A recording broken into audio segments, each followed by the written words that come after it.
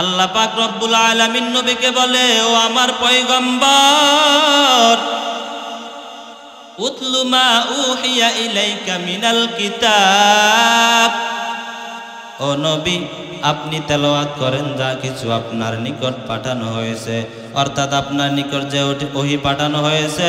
ও পয়গম্বর, ও বন্ধু, আপনি তাহা তেলাওয়াত করেন। ওয়া আকিমিস সালাহ, আর আপনি নামাজ কায়েম করেন। কি কায়েম করতে বলছে? আল্লাহ পাক রব্বুল আলামিন বলে, এই নামাজ কায়েম করলে কি হবে? আল্লাহ পাক তাও জানায়া দেন, ইন্নাস সালাতা তানহা আনিল ফাহশাই ওয়াল মুনকার। কোন বান্দা যদি নামাজ আদায় করে, কোন বান্দা যদি নামাজ কায়েম করে, আল্লাহ পাক রব্বুল আলামিন জানাইয়া দেন নিশ্চয় নামাজ মানুষকে অশ্লীল আর মন্দ কাজ থেকে বিরত রাখে। মাকুন সুস্তি নামাজে ফানজগানা, ফাওয়াইলুল লিল মুসাল্লিন আল্লাযিনা মুমিনারা ইনামাজ এমদাদ দা, ইস্তাঈনু আয়াতে কুরআবকা আয়াতে কদ আফলাহা রায়াদকুন, গৌরে কুন্দর মানিয়াজ দিল বেসুকু। তাহলে আল্লাহ পাক রব্বুল আলামিন জানাইয়া দেয়, এই নামাজ কোন বান্দা যদি আদায় করে, ওই বান্দাকে তার নামাজ বান্দাকে অশ্লীল আর মন্দ কাজ থেকে বিরত রাখবে। কিন্তু আমরা তো দেখি বান্দা নামাজও পড়ে, মিথ্যাও বলে, আছে না নাই? আমরা তো দেখি বান্দা নামাজও পড়ে, গীবত করে, আছে না নাই? আওয়াজ দিয়ে বলে। আমরা তো দেখি বান্দা নামাজও পড়ে, কিন্তু বান্দা আবার চগলখুরিও করে, আছে না নাই? আমরা তো দেখি বান্দা নামাজও পড়ে আবার সুদও খায়। আমরা তো দেখি বান্দা নামাজও পড়ে আবার ঘুষ খায়, তো কম খায় না। এমন মানুষ আমাদের সমাজে আছে না নাই? তাহলে আল্লাহর আয়াত কেমন হবে?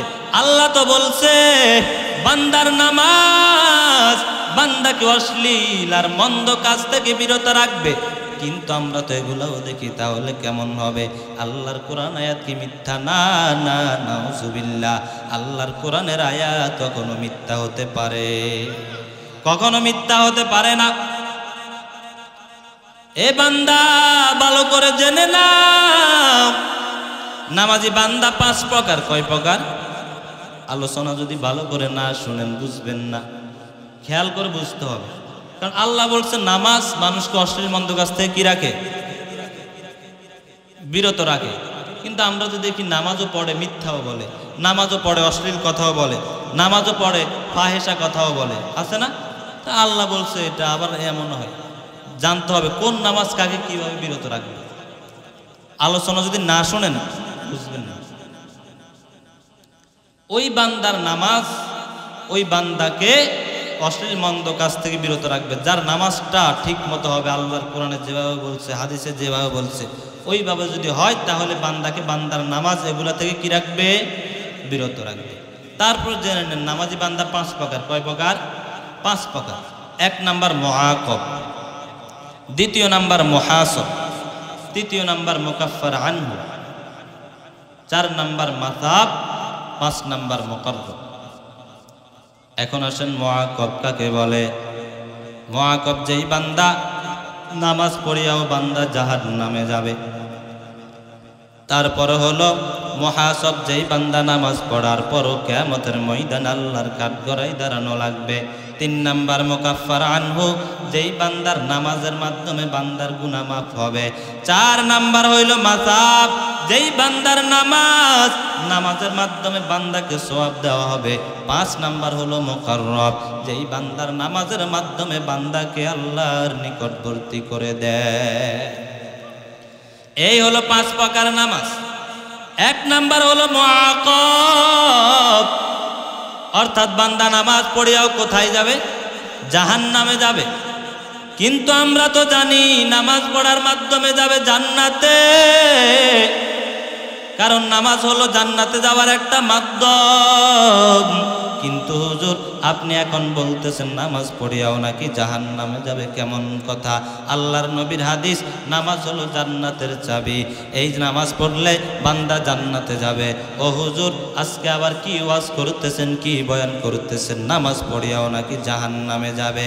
এরে আল্লাহর গোলাম ভালো করে শুনো, আল্লাহর কোরআনের আয়াত মিথ্যা না। এই যে 5 ওয়াক্ত নামাজ, আমাদের মধ্যে এমন মুসল্লি আছে আমরা 5 ওয়াক্ত নামাজ পড়ি না। অনেক মানুষ আছে বাৎসরিক মুসল্লি, যেই বান্দা সারা বছর নামাজের কোনো খবর নাই, বান্দার 5 ওয়াক্তর খবর নাই, সাপ্তাহিক জুমার খবর নাই, ওই বান্দা মাত্র বছরে 2 ঈদের নামাজ পড়ে, এমন মানুষ আছে না নাই?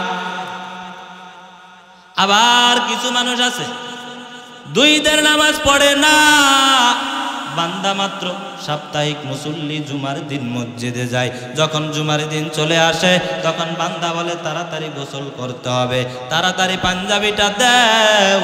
বলে কেন? বলে আজকে তো শুক্রবার, আজকে তো জুমার দিন মসজিদে যাওয়া লাগবে। ওই বান্দার কাছে শুধু জুমার নামাজটাই বান্দা নামাজ মনে করে। আবার কিছু মানুষ আছে শুধু জুমার দিন না, বান্দা 3 ওয়াক্ত পড়ে, 2 ওয়াক্ত পড়ে না। আবার কিছু মানুষ আছে 3 ওয়াক্ত পড়ে না, 2 ওয়াক্ত পড়ে, 3 ওয়াক্তর খবর নাই। আবার কিছু মানুষ আছে 4 ওয়াক্ত পড়ে, ফজরটা পড়ে না, এমন মানুষ আছে না নাই? তাহলে এখন জবাব দেন, আল্লাহ যে বলছে নামাজ মানুষকে অশ্লীল মন্দ কাজ থেকে বিরত রাখবে, এই যে বান্দা কিছু পড়লো আর কিছু পড়লো না, এই বান্দার নামাজ বান্দাকে অশ্লীল মন্দ কাজ থেকে বিরত রাখতে পারে না? পারে না। তাহলে আল্লাহর আয়াত মিথ্যা হয়েছে? আপনি নামাজ পড়ছেন বছরে একবার, আপনার নামাজ কি বছরে একবার ফরজ নাকি 5 ওয়াক্ত ফরজ?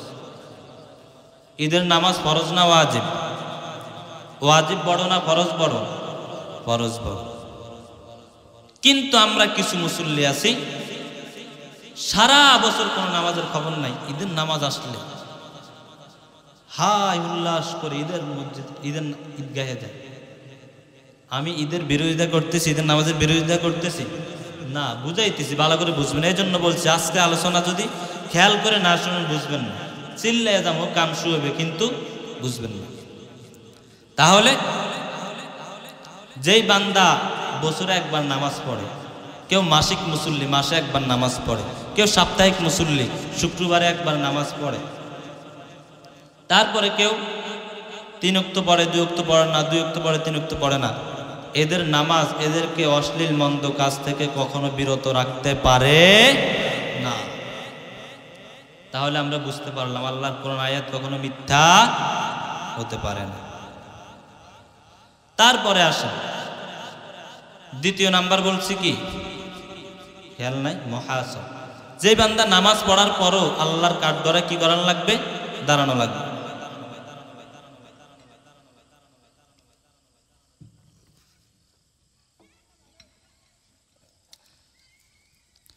এই বান্দারা কারা? বান্দা 5 ওয়াক্ত নামাজ পড়ে, এই বান্দা বাৎসরিক মুসল্লি না, সাপ্তাহিক মুসল্লিও না। মুয়াজ্জিনে যখন ফজরের আজান দেয় বান্দা মসজিদে যাইতে দেরি করে না, মুয়াজ্জিনে যখন জোহরের আজান দেয় ওই বান্দাও মসজিদে যাইতে দেরি করে না। এক কথায় বান্দা ফজর মিস নাই, জোহর মিস নাই, আসর মাগরিব এশা কোনোটাই মিস নাই। বান্দা 5 ওয়াক্ত মসজিদে যায়, 1 ওয়াক্ত বান্দা বাদ দেয় না। তাহলে এই বান্দা কেন কিয়ামতের ময়দানে আল্লাহর কাঠগড়ায় দাঁড়ানো লাগবে? বান্দা 5 ওয়াক্ত নামাজ পড়ে ঠিক, কিন্তু বান্দা যখন বান্দা নামাজে দাঁড়াইয়া যায় বান্দার মন নামাজে থাকে না। এমন মুসল্লি আমাদের সমাজে আছে না নাই? আওয়াজ দিয়া বলে। বান্দা যখন নামাজে দাঁড়াইয়া যায় বান্দার মন থাকে বাজারে, বান্দার মন থাকে বান্দার খেতে, বান্দার মন থাকে বান্দার জমিনে, বান্দার মন থাকে আগামীকালকে কি করব, বান্দার মন থাকে আমার মেয়েটা অনেক বড় হয়ে গেছে, মেয়েটাকে কিভাবে বিবাহ দিব। বান্দা যখন নামাজে দাঁড়ায় বান্দা চিন্তা করে আমার ছেলেটাও তো বড় হয়ে গেছে, আমার ছেলেটাকে কিভাবে বিবাহ দিব, টেনশন চিন্তা থাকে। আবার বান্দা চিন্তা করে আগামীকালকে জমিনে সার দেওয়া লাগবে, ওই গাছগুলোতে পানি দেওয়া লাগবে। বান্দা নামাজে দাঁড়াইয়া দাঁড়াইয়া চিন্তা করে, বান্দা নামাজে দাঁড়াই বলে আগামীকালকে সোয়াবিন তেলের লিটার একটু বাড়াইয়া দিতে হবে, আমাদের কিনা বেশি পড়ছে। এইভাবে অনেক মানুষ চিন্তা করে কি করে না? তাহলে এই বান্দার নামাজ বান্দাকে কখনো অশ্লীল মন্দ কাজ থেকে বিরত রাখতে পারে না। সাহাবীদের নামাজ কেমন ছিল আর আমাদের নামাজ কেমন? আমরা নামাজে দাঁড়াইলে দুনিয়া আর ইতিহাস সব মনে পড়ে কি পড়ে না? সব মনে চলে আসে। শয়তানের সাথে আরো সহযোগিতা করি। শয়তানে যদি একটা আনে, শয়তানের সাথে সহযোগিতা করে আমরা আরো 2-3টা আনার চেষ্টা করি কি করি না? যে কি রে বন্ধু শয়তান, তুই আমার মনে করাই দিলি শুধু ওই দোকানের কথা, ওই যে আমার জমিন আছে ওইটাকেও তো মনে করাই দিলি না। এইভাবে মনে করায়। সাহাবীদের নামাজ কেমন? নামাজে দাঁড়াইলে দুনিয়ার আর কোনো চিন্তা তাদের মনে থাকতো না। এক সাহাবী, আল্লাহর নবীর সাহাবী তলহা রাদিয়াল্লাহু তাআলা আনহু। সাহাবীর নাম কি? তলহা রাদিয়াল্লাহু তাআলা। আজকাল সাহাবীদের নাম কিভাবে বলতে পারবে? কয়েকজন নায়কের নাম জিজ্ঞাসা করি, একটা যুবক দাঁড়া করে 10, 20টা 15টার নাম এমনি কয়ে দিতে পারবে? পারবে না। 2জন সাহাবীর নাম জিজ্ঞাসা করবে, পারবে না।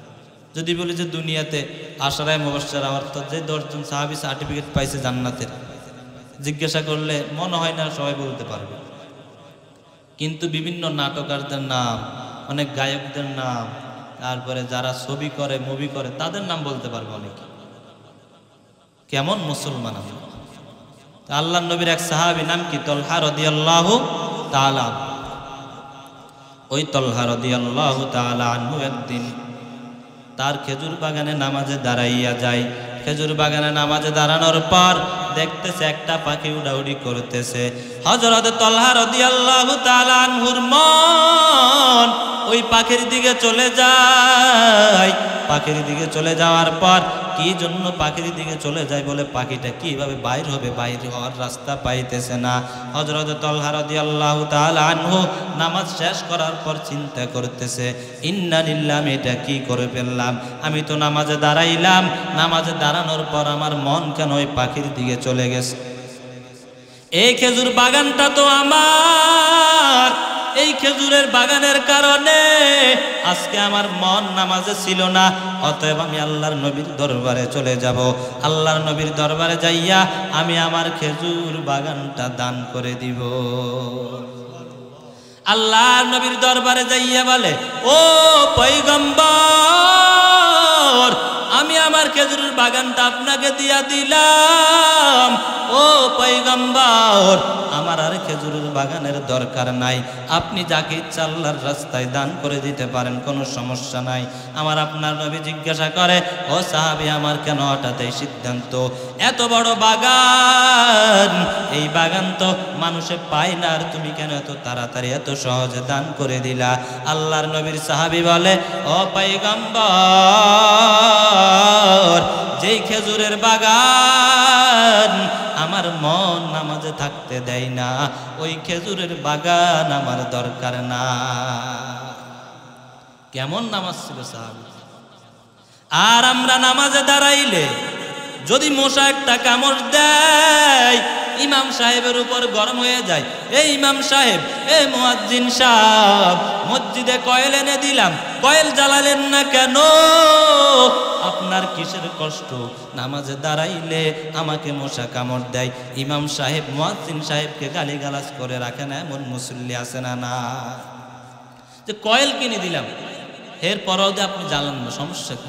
মশার কামড়ে নামাজ পড়তে পারি না। কেমন নামাজে দাঁড়াইছে, মশা কামড় দেয়, 3টা লাফ মারে সাথে সাথে। কেমন নামাজ চিন্তা করে। 3 বান্দা একবার নৌকাতে নামাজ পড়তেছে। নামাজ পড়া অবস্থায় নৌকা অনেক লাড়াচাড়া করতেছে, অনেক ডুলতেছে, ঢেউ, নদীর পানিতে অনেক ঢেউ। যারা নদীতে চলাফেরা করছেন করতে পারবেন, যখন বাতাস হয় দেখবেন অনেক ঢেউ খেলে নদীতে। 3 জন নামাজে দাঁড়াইছে তো, ইমাম সাহেব কি হবে কোনো পাইতেছে না, একজনকে ঠেলে ঠেলে দিচ্ছে। ইমাম সাহেব তার কখনো ইমামতি করে নাই, যে যাকে ইমাম সে সূরা নাস নিছে প্রথমে যদি সূরা নাস নাই এতে কি হবে? নামাজ মাকরু হবে। কি হবে? মাকরু। নামাজ হবে না এমন, নামাজ মাকরু হবে। এখন সূরা নাস পড়তেছে, তিনজনের, একজন তো সামনে আর পিছনে আছে কয়জন? দুইজন। ডাইন পাশের একজনে যখন দেখতেছেন ওকে খুব লাল করছে, ডুলতেছে, এই সবাই সাবধানে দাঁড়াস, নৌকা কিন্তু খুব ডুলতেছে। বাম পাশে যে আছে এ কয়ে নামাজের ভিতর কথা নাই, নামাজের ভিতর কথা বললে নামাজ ভেঙ্গে যাবে। কি বলে? নামাজের ভিতর কথা বললে নামাজ কি যাবে? ভেঙ্গে যাবে, নামাজ থাকবে না। ইমাম সাহেব উঠে বলে কি, হে কথা কইলে কইছে তুই কইলি কে? ইমাম সাহেব কি বলে? ডাইন পাশে হে কথা কইলে কইছে তুই কইস নামাজ ভেঙ্গে যায়, হে কইলে কইছে তুই কইলি কে? আচ্ছা বলেন তো দেখি, একজনের কথা কওয়া ছাড়া আছে? তিনজন কথা বলে নাই? বলছে। আমাদেরও নামাজে একই অবস্থা বর্তমানে। নামাজে দাঁড়াইলে ডাইনে তাকাই, বামে তাকাই, সামনে তাকাই, কয়জন মুসল্লি আমার ডাইন পাশে আছে, কয়জন বাম পাশে আছে, মোটামুটি নামাজের ভিতর একটা গণা হয়ে যায়, হয় না? হয়ে যায়। সাহাবীদের নামাজ এমন ছিল। আল্লাহর নবীর এক সাহাবী নামাজে দাঁড়াইছেন। নামাজে দাঁড়ানোর পর তার পাশে একটা তার বাচ্চা ছিল, ওই বাচ্চাটাকে একটা সাপে হঠাৎ করে ধরে ফেলছে, ঘিরে ফেলছে। আশেপাশের মানুষ তার চিৎকার শুনে চলে আসছে, আওয়াজ সাপ, কিন্তু ওই বান্দার নামাজ ছাড়ে না। ওই বান্দা, ওই সাহাবী নামাজ পড়তে আছে। আশেপাশের মানুষ আশ্চর্য হয়ে গেল, কেমন নামাজ, এত চিল্লা চিল্লি কিন্তু খবর নাই। মানুষ মনে করছে বান্দা বলতে পারে এমনি নামাজ ছাড়ে নাই। নামাজের পরে মানুষ জিজ্ঞাসা করতেছে, এ আল্লাহর বান্দা, আমরা এত চিল্লা চিল্লি করলাম, তোমার বাচ্চাটাকে সাপে পেঁচায় ফেলছে, তুমি কেন ছাড়াও নাই? ওই সময় তো নামাজ ছাড়া তোমার জন্য জায়েজ ছিল। কিন্তু ওই সাহাবী আল্লাহর বান্দা বলে, লোকেরা বিশ্বাস করো, আমি যখন নামাজে দাঁড়াইলাম, নামাজে দাঁড়ানোর পর এই যে তোমরা এত চিল্লা চিল্লি করছো, আমার ছেলেটাকে সাপে পেঁচাইছে, আল্লাহর কসম আমি একটু টের পাই নাই। বলেন না সুবহানাল্লাহ। কেমন নামাজ ছিল? ছেলেরে সাপে পেঁচায় ফেলছে, আশেপাশে মানুষ চিল্লে, কিন্তু তার নামাজের একটু ব্যাঘাত করছে, সে বলতে পারে না, বলে আল্লাহর কসম আমি তো টেরে পাইনি। কেমন নামাজ তাদের!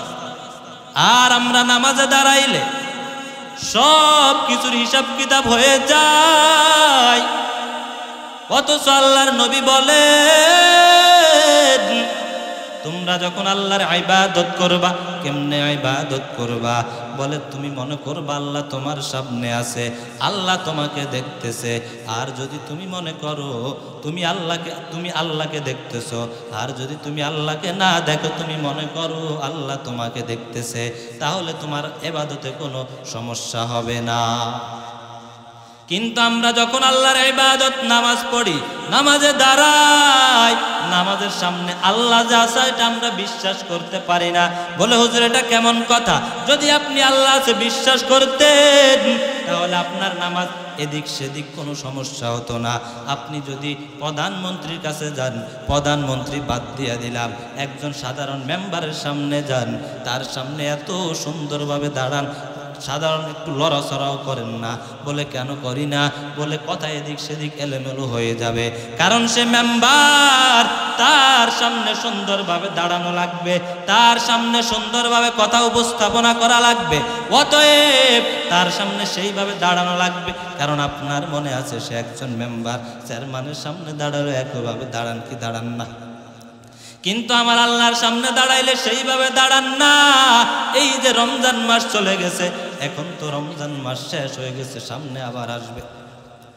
এই রমজান মাসে দেখা যায় কত মানুষ আছে বলে হুজুর তারাবি পড়াইবেন 30 মিনিটে, তারাবি পড়াইবেন 40 মিনিটে। তখন যেই হুজুর 30 মিনিটে অল্প সময় তারাবি পড়াইতে পারে সেই হুজুর আপনাদের কাছে ভালো, ঠিক না? অনেকের কাছে ভালো। বলে হুজুর তারাবি পড়াইবেন তো বলেন, কয় মিনিট লাগবে তারাবি পড়াইবেন? বলে আমার তো 1 ঘন্টা লাগবে। বলে হবে না। আরেক ইমাম সাহেবকে ডাকে, বলে আপনার কয় মিনিট লাগবে? বলে 50 মিনিট। বলে হবে না, আপনিও গেট আউট। ডাকতে ডাকতে আরেকজনকে ডাকে, হুজুর তারাবি পড়াইবেন, কয় মিনিট লাগবে বলেন? বলে আমার 30 মিনিট লাগবে। বলে আপনাকেই লাগবে হুজুর, প্রয়োজনে আপনাকে 20,000-এর জায়গায় 30,000 টাকা দিব, কারণ আমাদের নামাজ লাগবে তাড়াতাড়ি। অনেক মানুষ আছে তারাবি পড়ে বছরে একবার, ওই তারাবিটাও ঠিক মতো একটু সময় লাগাইয়া পড়তে পারে না। আমাদের অনেক হুজুরের দোষ আছে, আবার অনেক হুজুরেরও দোষ নাই, কারণ ইমাম মুসল্লিরা বলে হুজুর তাড়াতাড়ি পড়ানো লাগবে, মুসল্লি গো চিল্লা চিল্লিতে ইমাম সাহেবও তাড়াতাড়ি করে। ইমাম সাহেব অনেক ইমাম চেষ্টা করে যেন একটু সময় লাগায় পড়বে, কিন্তু অনেক মানুষের কারণে, মানুষের চিল্লা চিল্লির কারণে, মুসল্লি শেষরামির কারণে, এক কথায় ইমাম সাহেবরা অতিষ্ঠ হয়ে বলে কি, ঠিক আছে আধা ঘন্টাতে মার্জা দিন, 30 মিনিটে পড়াই দেব। 20টা রাকাত নামাজ যদি আপনি 30 মিনিটে পড়েন, এটা নামাজ হয় আপনার? কি নামাজ পড়লেন আপনি? আজকে কি হলো? বর্তমানে নামাজ পড়ি আমরা, কিন্তু নামাজ নামাজের মতো না।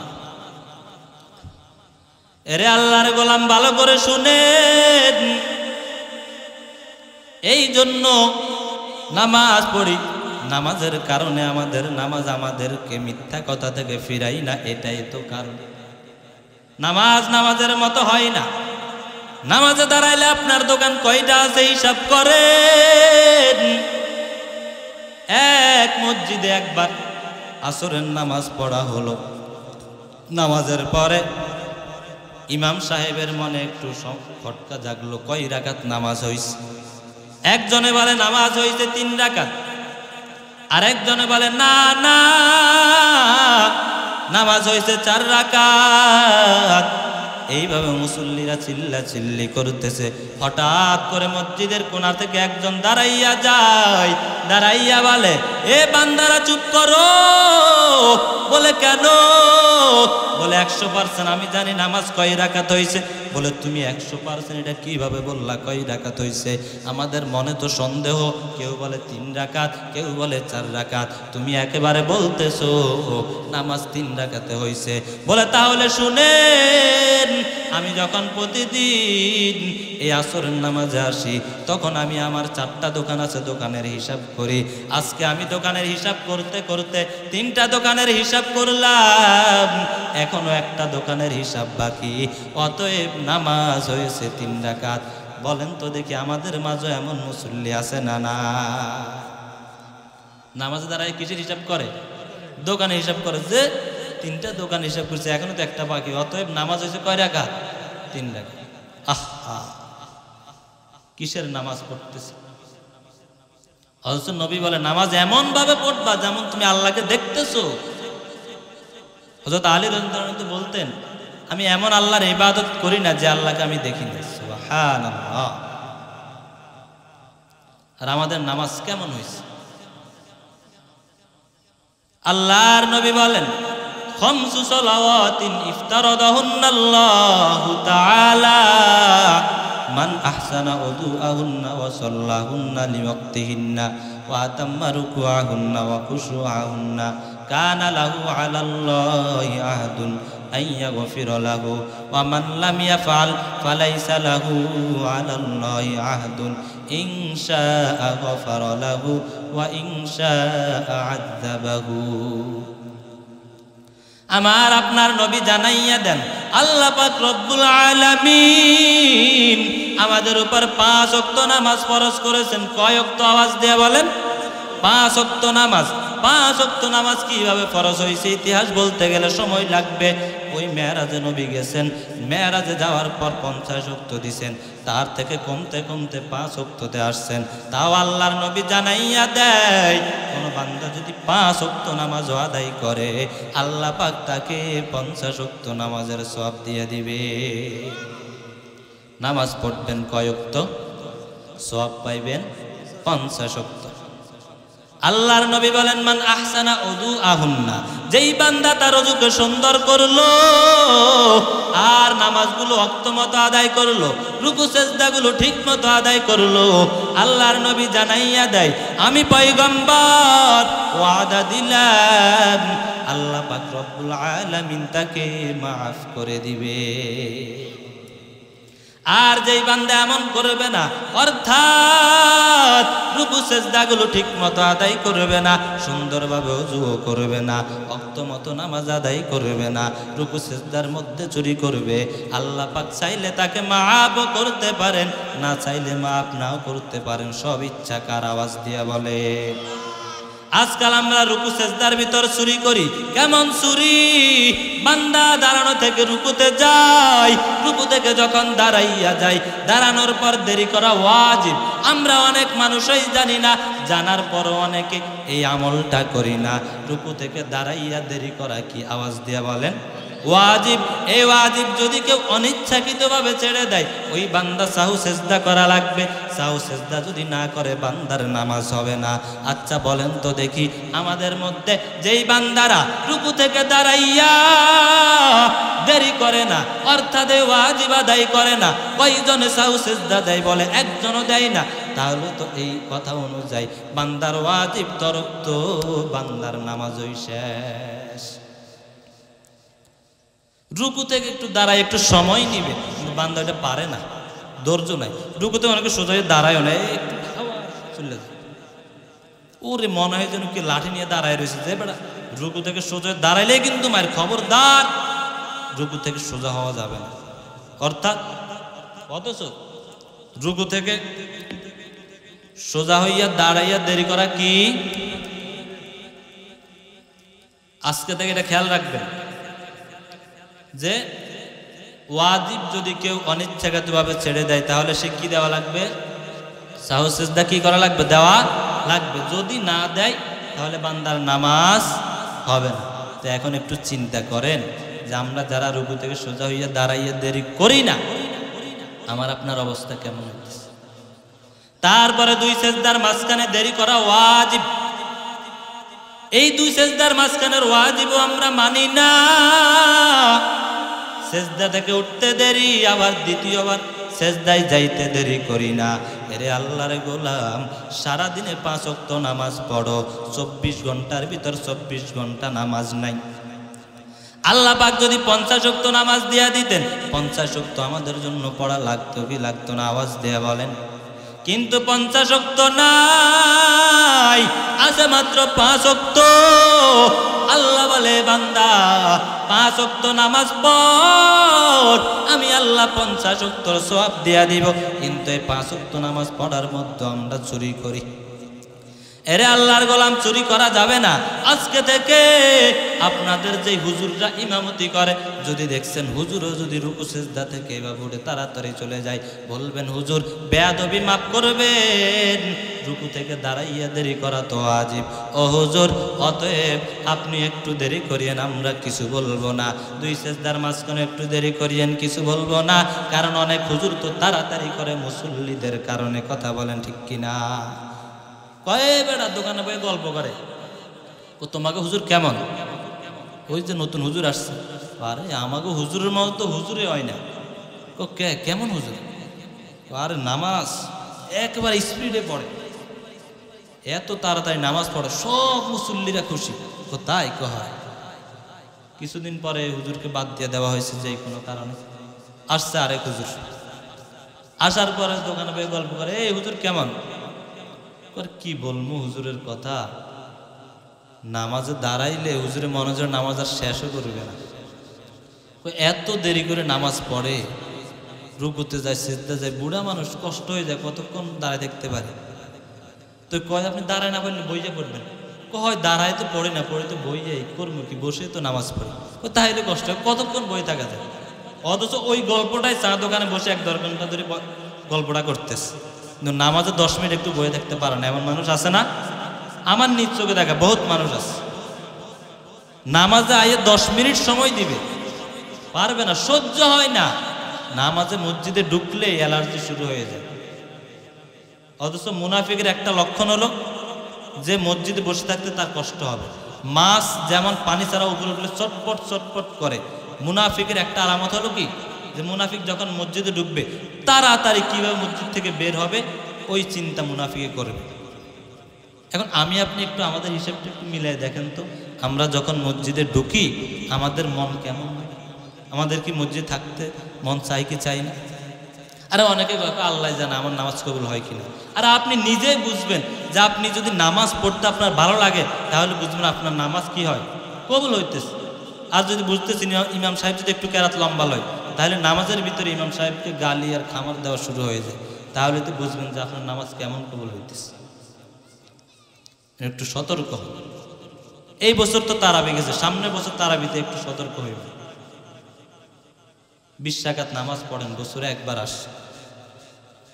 আল্লাহর জন্য একটু সময় দিয়েন, একটু চিন্তা করেন যে আল্লাহ এত সুন্দরভাবে আমারে চালায়, এত এত নেয়ামত আল্লাহ আমারে দিছে, এই নামাজটা পড়বো, এই নামাজের মাধ্যমে আল্লাহর কাছে সাহায্য চামু, এইটা পারি না, তাহলে আমি আল্লাহর কেমন বলবো?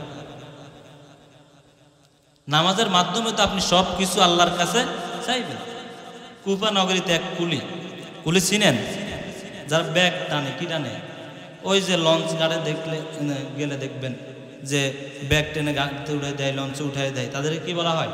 কুলি বলে।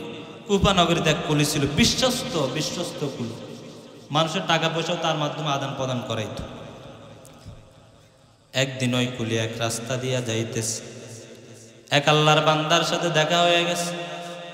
এই বান্দা বলতেছে, কুলি ভাই তুমি কোন দিকে যাইতেছো? বলে আমি এই দিকে যাইতেছি। বলে আমিও তো এই দিকে যাবো, আমাকে একটু নিয়ে যাও। বলে তোমার বাহনটা তো উঠাও, আমি তোমাকে বাহনে উঠার বিনিময়ে 1 দিরহাম টাকা দিব।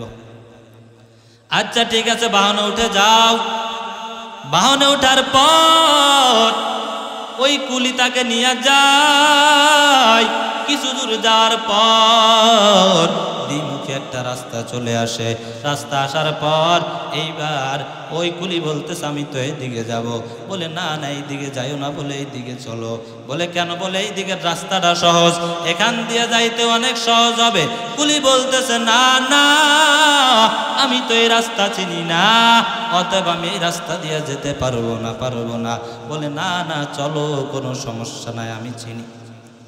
এইবার কুলির কথা অনুযায়ী, ওই আল্লাহর বান্দার কথা অনুযায়ী কুলি ওই রাস্তা দিয়ে, ভিতরের রাস্তা দিয়ে চলে যায়। কিছু দূর যাওয়ার পর দেখতেছে জঙ্গল আর কোনো রাস্তা নেই।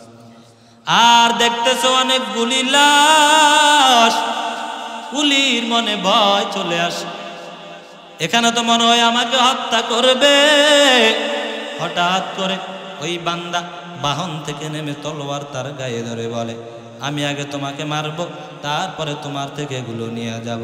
কুলি বলতেছে, ভাই তোমার তো উদ্দেশ্য আমার বাহন নেওয়া, তোমার তো উদ্দেশ্য আমার টাকা পয়সা নেওয়া। ও ডাকাত ভাই, অতএব তুমি আমার থেকে ওগুলো সব নিয়ে যাও, তারপরেও তুমি আমাকে ছেড়ে দাও। কিন্তু ওই বেঈমান ওই ডাকাত বলতেছে, না না, এটা হবে না, আগে আমি তোমাকে মারবো, তারপরে এগুলো সব নিয়ে যাব। ওই বান্দা বলে, তাহলে যেহেতু আমাকে মেরেই ফেলবা, আমাকে একটু সুযোগ দাও। বলে কি সুযোগ? বলে আমাকে 2 রাকাত নামাজ পড়তে দাও। কয় রাকাত নামাজ? এইবার ডাকাত বলতেছে, আচ্ছা ঠিক আছে পড়ো। শুনে রাখো, কোনো লাভ নাই, তোমার মতো এই যে লাশগুলো দেখতেছো, এই লাশগুলো তোমার মতো এইভাবে নামাজ পড়ছে, কিন্তু নামাজ পড়ে কোনো মুক্তি পাই নাই, কোনো রেহাই পাই নাই। অতএব তুমিও পড়বা, কোনো লাভ নাই, অতএব তুমি নামাজ পড়তে থাকো, সমস্যা নাই। কিন্তু ওই কুলি বলে, সমস্যা নাই, লাভের দরকার নাই, আমার শেষ ইচ্ছা পূরণ করতে দাও। ওই আল্লাহর বান্দা নামাজে দাঁড়াইয়া যায়। নামাজে দাঁড়ানোর পরে ওই বান্দা সূরা ফাতিহা পড়ে। সূরা ফাতিহা পড়ার পর কোনো আয়াত মনে আসতেছে না।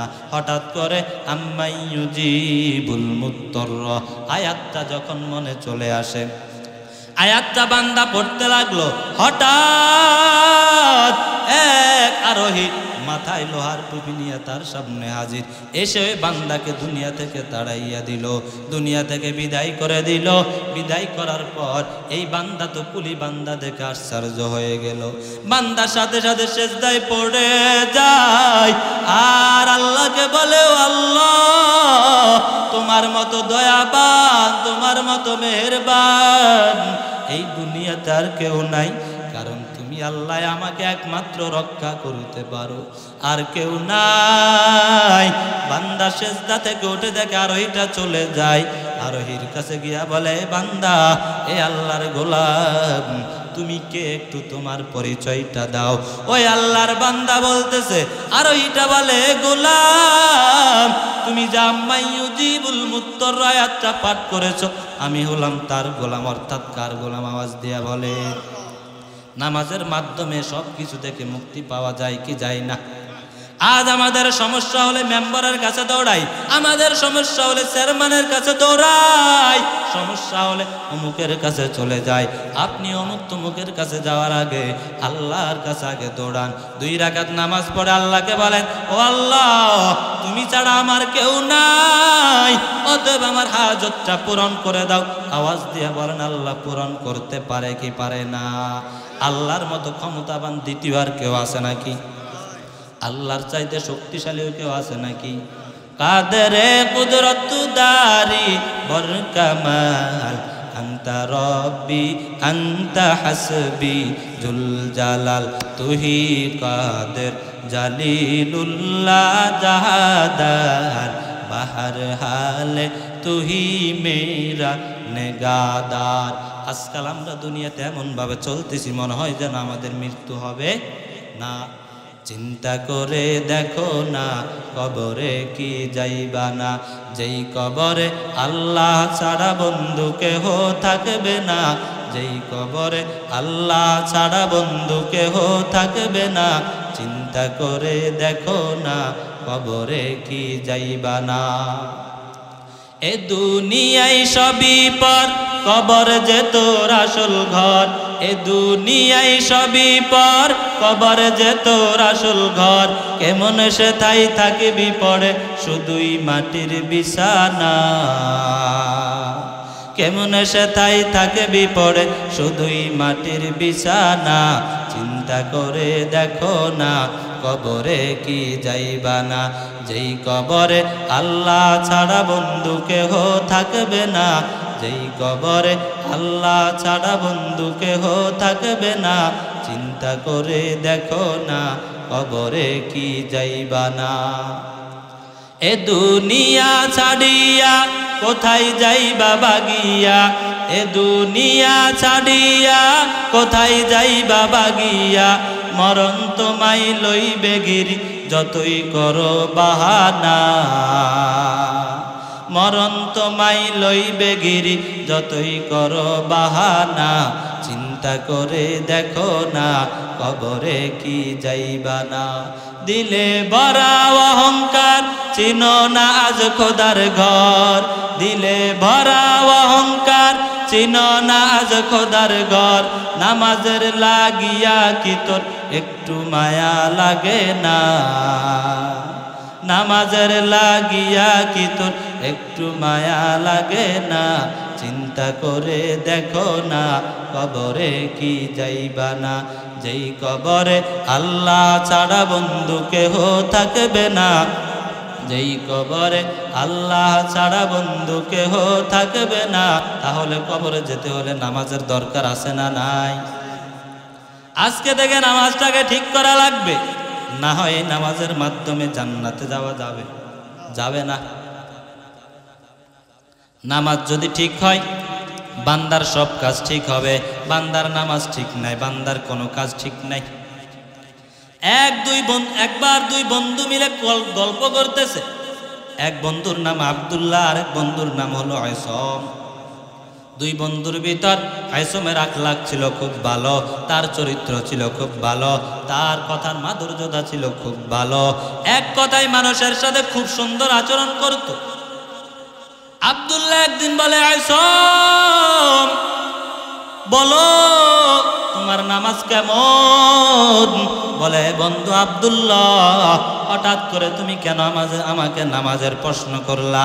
বলো বন্ধু আসম, কারণ তোমার আখলাক সুন্দর, তোমার চরিত্র সুন্দর, কথাবার্তা সুন্দর, মানুষের সাথে সুন্দর কথা বলো। বলে তাহলে নামাজের প্রশ্ন কেন? বলে কারণ যেই বান্দার নামাজ সুন্দর হবে ওই বান্দার কথাবার্তাও সুন্দর হবে, যেই বান্দার নামাজ সুন্দর হবে ওই বান্দার আখলাকটাও সুন্দর হবে। আর যেই বান্দার নামাজ সুন্দর নাই ওই বান্দার আখলাকও সুন্দর নাই, বান্দার চরিত্রও সুন্দর নাই, ওই বান্দার আখলাক আচরণ কোনোটাই সুন্দর হয় না। এইবার বন্ধু আসম বলে, এ বন্ধু আব্দুল্লাহ, মানুষে নামাজের আগে একটা ওযু করে, কিন্তু আমি আসম নামাজের আগে দুইটা ওযু করি। কয়টা ওযু আমরা করি? কয়টা? একটা ওযু করি। কয়টা ওযু?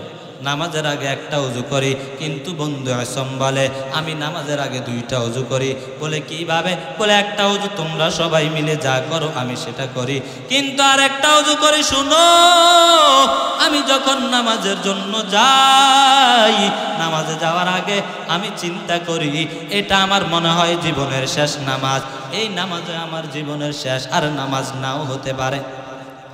ওই বন্ধু আসম বলে এই চিন্তা করে আমি যখন নামাজে দাঁড়াই, আমি যখন সূরা ফাতিহা পড়া শুরু করি, আমি আলহামদুলিল্লাহি রাব্বিল আলামিন পড়ি। আলহামদুলিল্লাহি রাব্বিল আলামিন পড়ার পরে আমি চিন্তা করি আলহামদুর পরে ওই যে আর রহমানির রহিম আয়াতটা পড়ার সুযোগ নাও হতে পারে।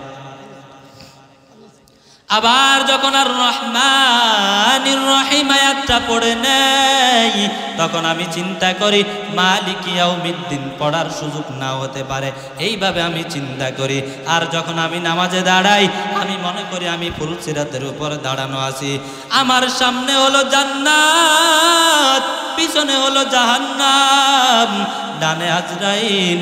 এইভাবে আমি চিন্তা করে করে যখন নামাজে দাঁড়াই, নামাজে দাঁড়ানোর পর আমি নামাজে দাঁড়াই, যদি দাঁড়ানোর পর আমি চিন্তা করি এই নামাজটা যদি আল্লাহর কাছে কবুল হয় আমি যাব জান্নাতে, আর যদি নামাজটা কবুল না হয় তাহলে তো আমার যাওয়া লাগবে জাহান্নামে। ওই বন্ধু আসম বলে এইভাবে হলো আমার দুইটা ওযু, অতএব আমি নামাজে দাঁড়াইলে আমার নামাজ আমি মনে করি এটাই শেষ নামাজ। আমাদের মধ্যে যদি আমাদেরকে বলা হয় এ বান্দা আব্দুল করিম আজকে হলো তোমার শেষ নামাজ, এই নামাজের পরে আর তুমি দুনিয়ায় বেঁচে থাকতে পারবে না, তাহলে বলেন তো দেখি ওই নামাজটা আমরা সুন্দর করে আদায় করবো কি করব না? আমরা চিন্তা করব এটাই তো আমার শেষ নামাজ, আর তো কোনো নামাজ নাই। এই জন্য বন্ধু একটু চিন্তা করেন, আয়াত কিন্তু বেশি বাকি নাই, কখন আমাদের ডাক এসে যায় খবর নাই। আমাকে আপনাকে প্রতিদিন ওই যে মসজিদের পাশে কবর,